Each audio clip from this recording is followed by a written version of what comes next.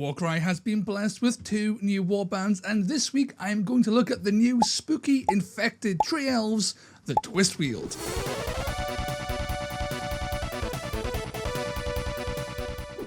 Welcome to All Games on Toast, all of you lovely people. It's me. It's Toast. How are you this wonderful Wednesday? It's always an exciting time when new warbands get added to Warcry, and this release is no different. That being said, last time the release was a little bit of a dud. Both the Riverblades and the Pyregeists were a little bit crap. What? No. Naturally, this left me a little bit concerned that the Terraticourts and the Twistweald would be a little bit underwhelming too, but overall I do think that Games Workshop have reclaimed a little bit of lost honour. Does that mean these warbands are broken? No, not even close. But they are playable, and I am going to give you my first impressions on the Twistweald today. A big disclaimer, the Twistweald as of recording are very new. As a result, this is not a definitive how to play, this is very much a first impression. Mistakes may be made, and some of the things I say might not age gracefully, so bear that in mind. With all that out of the way, let's hop right in. Oh no, I have fooled you once more. It is not time to jump right in at all. It's in fact time to do a little bit of shilling. Please consider leaving a like, a comment and subscribing, as that helps me fight against that dastardly YouTube algorithmic demon. And if you want to help in a more tangible way, then please consider signing up to my YouTube members and my Patreon, like all of these wonderful people on screen now. Badoosh. You will gain access to some exclusive content and giveaways, but with all of that out of the way, let's get on with the show. And now for something completely different. What's this? A new section? That's right, the Briar and the Bone also introduced a whole new thing, a whole new mechanic for narrative, casual and matched play called battle traits. I will go into much more detail about battle traits in a future video. There's a lot to talk about. But for now, let's see what the Twistweald can do. We want a shrubbery! In short, not much. The Twistweald's battle trait is pretty darn underwhelming. It is called Ravaged Corruption, which sounds cool, but in practice what it does is, at the end of each battle round, you pick an enemy within 1 inch of one of your friendly models, and then you take 1 damage and they take D3 damage. On paper, dealing D3 damage in exchange for a little bit of chip yourself doesn't seem too bad, but it doesn't actually meld well with the Twistweald and how they want to play, which we'll get into a little bit later.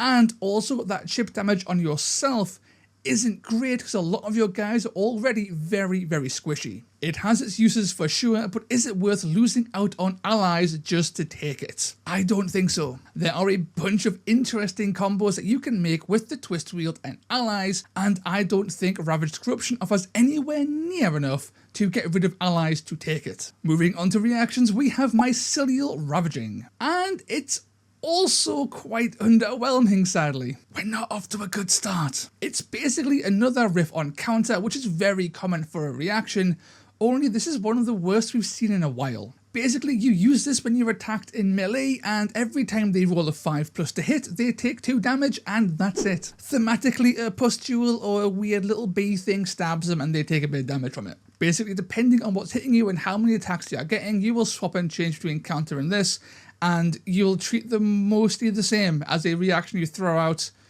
in a pinch. We've seen a lot of counter plus in Warcry, and this is just that, only the plus is really small, almost imperceptibly small. It's fucking love! But surely there's something good to talk about, and thankfully there is in their universal abilities. These are the abilities that every single model in this warband can use.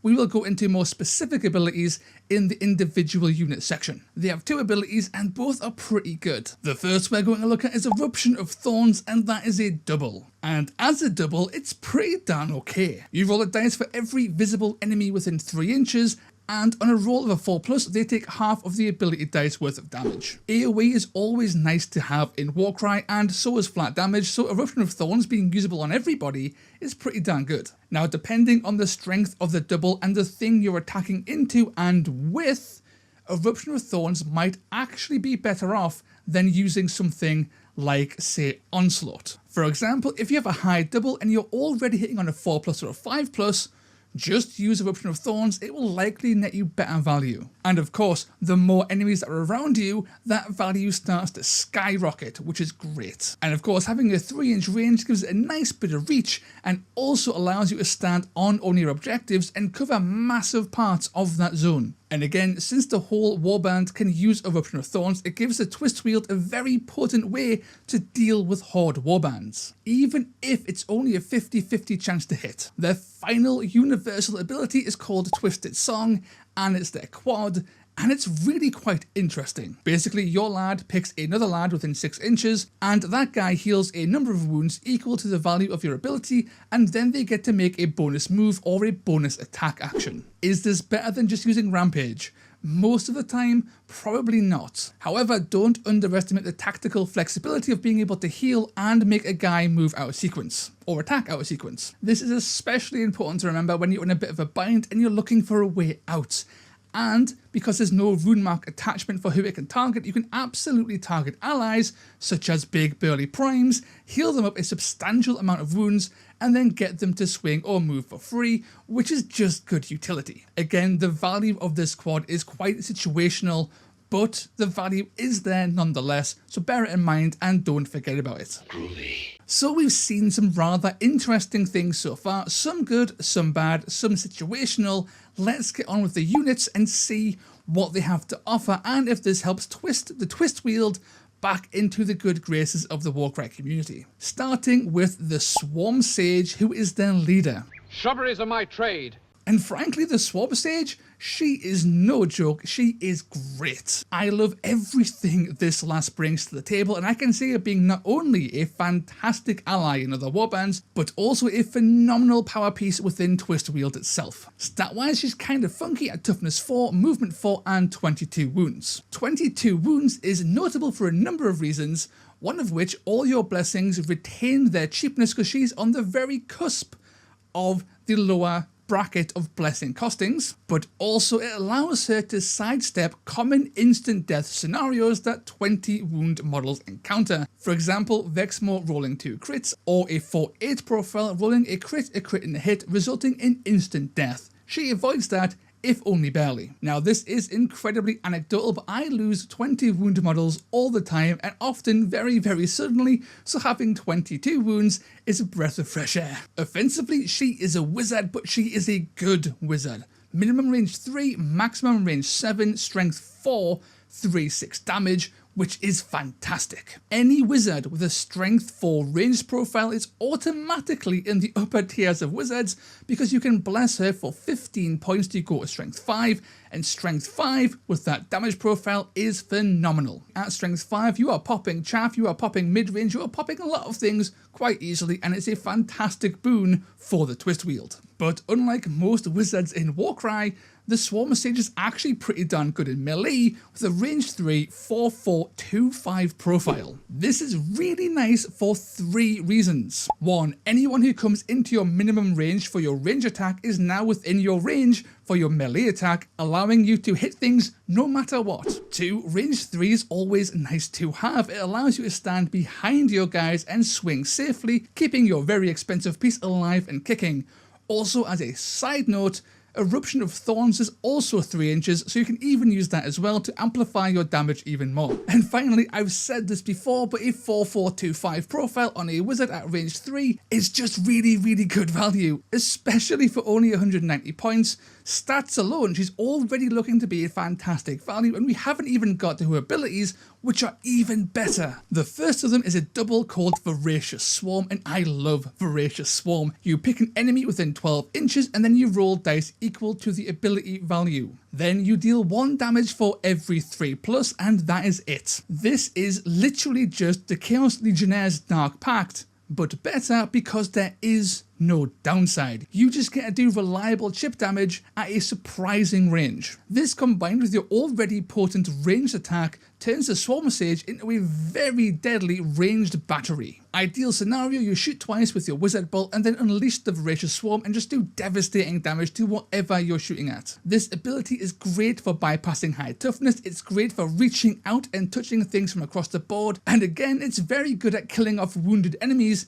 again from across the board. I love this ability, and it really turns the Swarm Sage into this versatile and powerful damage dealer when she needs to be. Sadly, her next ability, Thorned Grasp, is the complete opposite. It is awful. It is complete ass. You pick an enemy within 3 inches, which is fine, that synergizes with your actual melee attack, and then you do 2 damage on a 2+. Then you keep on rolling dice, and then for every roll you do 2 more damage, but the catch is quite substantial.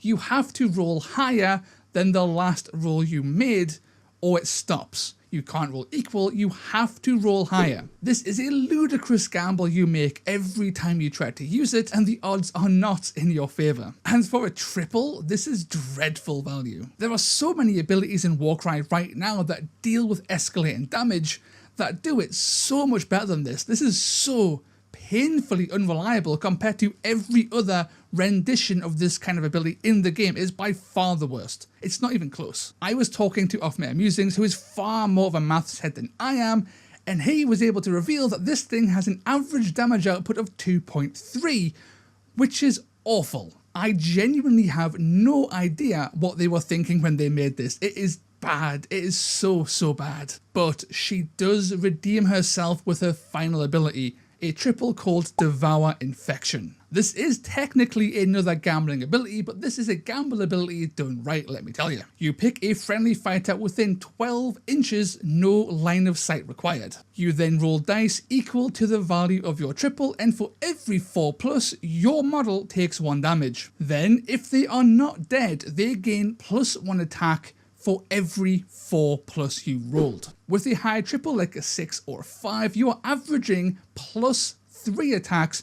whilst also taking 3 damage in return. And it has no rune mark requirement, so it makes it really good at targeting allies or targeting your guys if you take her as the ally. And unlike many abilities like this in the game, which have very short ranges, this has a 12-inch range, which is huge. And to top it all off, you can target yourself, giving your Swarm Sage the buff if you want to. This ability has so much play within the faction, but the play when you start to bring in allies is so much greater. Can you imagine giving an Annihilator Prime +3 attacks on their next attack action? That's incredible. This, along with all the other strengths that the Swarm Sage has, makes her a phenomenal piece. She can do well in melee, she can do well at range, she can chip things from across the board, she can buff her allies from across the board. Throw in the generic abilities she has access to and she can do AoE damage, she can heal, she can give people free actions. She is incredible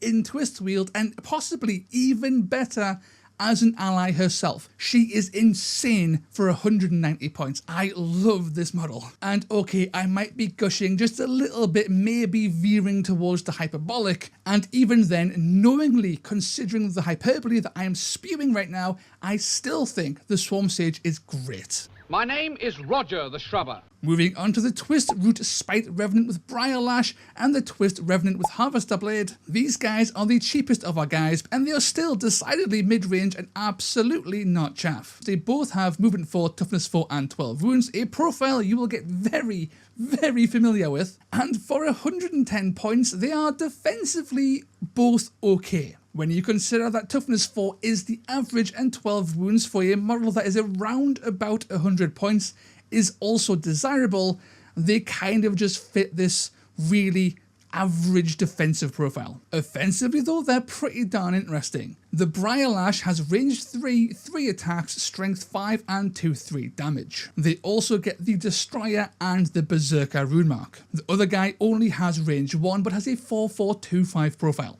And this guy only has the Destroyer rune mark. Of the two, I prefer the Briarlash over the Harvester Blade. Sure, you lose 1 attack and 2 crit, but range 3 and +1 strength is good enough that I am okay sacrificing some of my damage output. This guy can just hang back, swing his whip and use Eruption of Thorns to do damage reliably at a distance. And because he has range 3, that makes him far more durable because most enemies have to move into him to attack, whilst you can stay back and attack them safely. This can more or less double your survivability compared to a range 1 guy duking it out in a 1-inch range brawl. The Briarlash also gets the Berserker rune mark, and that's the rune mark that gives you Thorned Grasp, and Thorned Grasp is arse, and we're going to end that there. It's a rune mark that you have, it gives you nothing. All of that being said, the ranged 1 variant is not bad, and in fact is arguably more interesting as a model because he has some very cool combos. And this is largely down to the Destroyer rune mark that he and the Briarlash share, only the ranged 1 variant uses this double much better. It's called Flesh Piercing Talons, and basically you now just crit on a 5+ on your next attack action. Considering the Harvester version has 4 attacks with crit 5 as opposed to 3 attacks at crit 3, that's a really big difference in terms of raw damage output if you go down this route. In fact, that kind of combo is the kind of thing I really enjoy in a glass cannon sort of way, and they really are glass cannons within the Twistweald.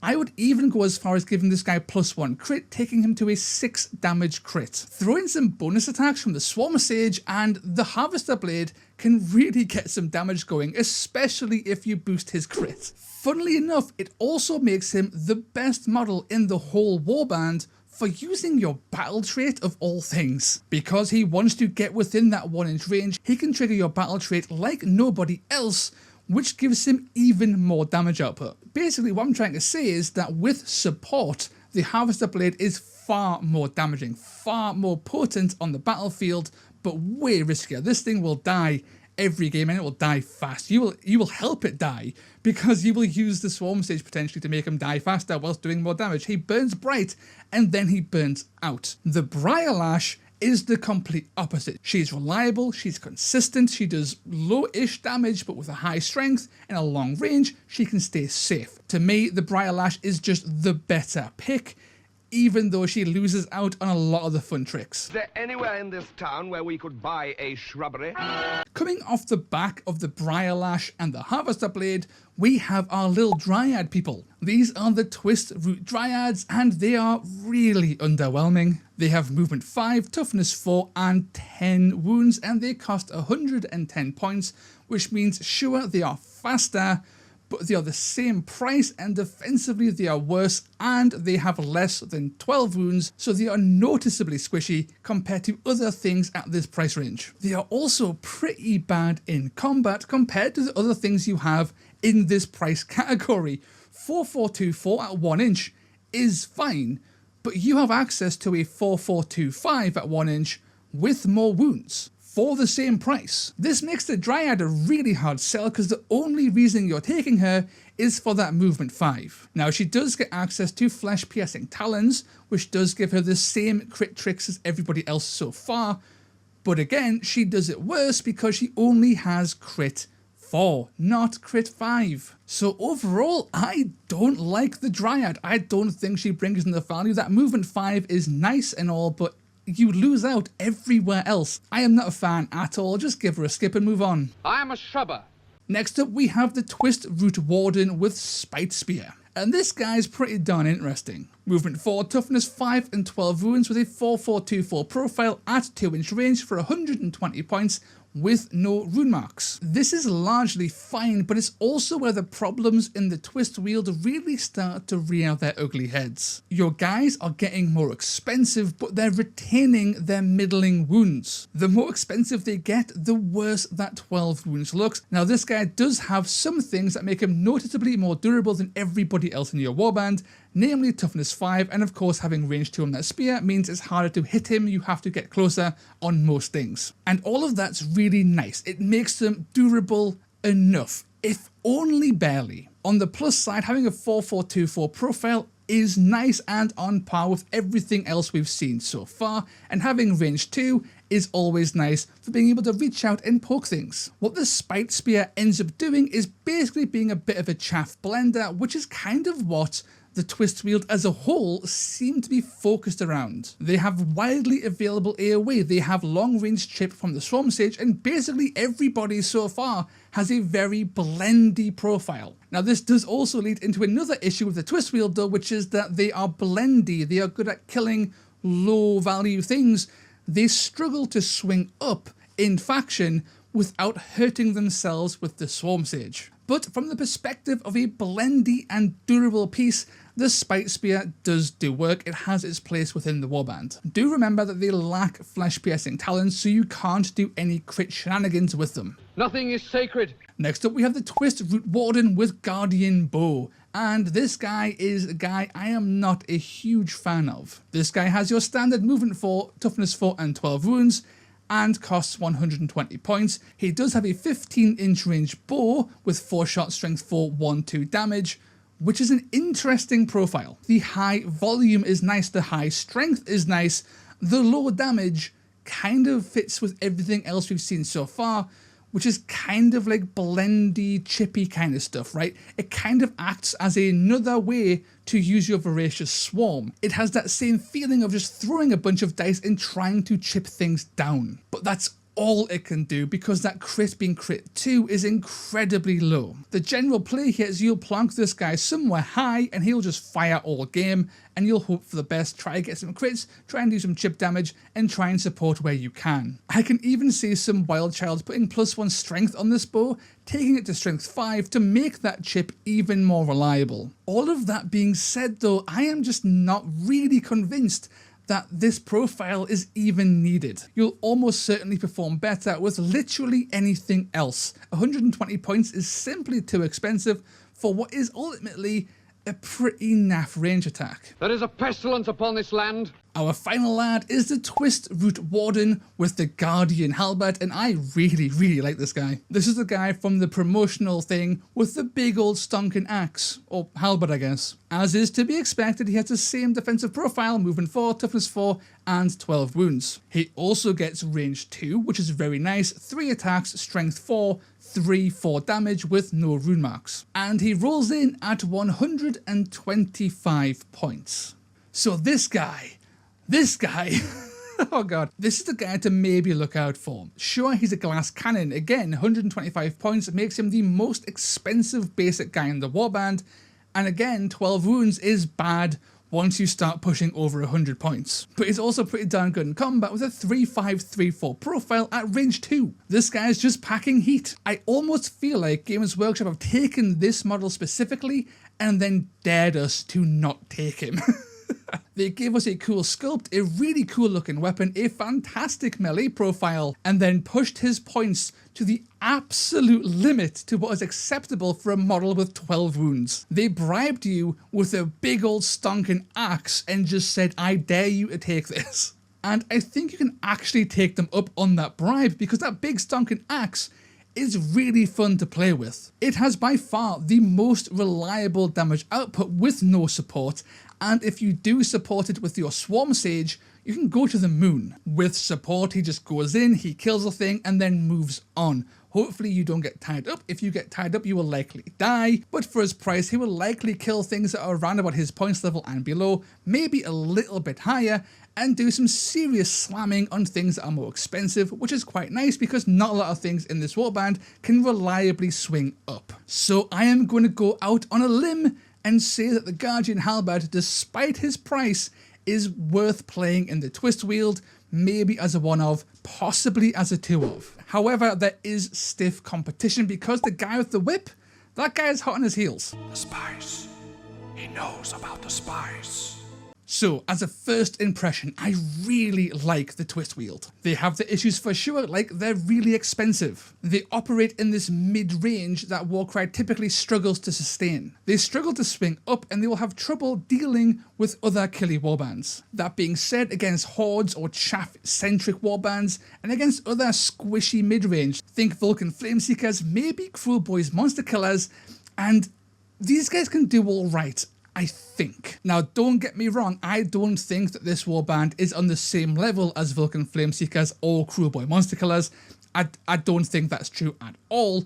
I would definitely slot them comfortably into mid-tier though. They have a lot of interesting tricks, a lot of fun damage profiles, their leader is fantastic, and they play this blendy glass cannon game in a way that really speaks to me. Plus, I really want to try out that crit 6 Harvester Blade with Swarm Sage support, with Flesh Piercing Talons, and just see what I can kill with it. It sounds like a lot of fun, even if it might not be competitive. Now, when it comes to staying in faction, I think the Twistweald can kind of almost pull it off, but the issue is it'll be a struggle, and they have no incentive to do it. There are just so many good Order allies out there that really fill in all of the gaps that the Twistweald have, and for not that much of an investment. Even if you went super basic and just threw in a Calthea Zandaya, this Warband's going to start singing. She's durable, she's fast, she's also blendy in combat, and she can make everybody around her better. Is Calthea a thing you should put into Twistweald? I don't know. I'm not a massive fan of Calthea